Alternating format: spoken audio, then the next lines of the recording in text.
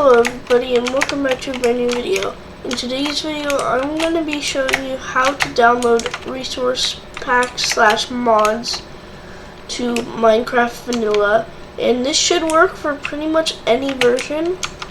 Some versions may work a little differently, but this is for the latest game version. But anyways, what you want to do is you want to go to your browser, and once you're here you can type up the mod you want. I'm going to go for Fancy Beds, and it will pop up right here.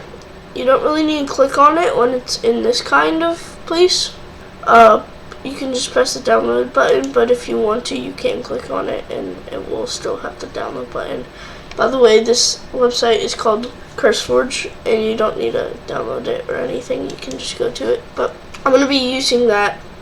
Mine will download in seconds. You don't need to do download app now. Anyways, it will come up here. It will download that. Then what you want to do is you want to go back to your game, and you want to go to the pause menu, options, resource packs, open pack folder, then want to plus, and then go to your downloads. I have Fancy Beds right here. I want to bring this over here, and that will pop in there. And if we go back to the game, we have it right here. Click it over with that button, and press done.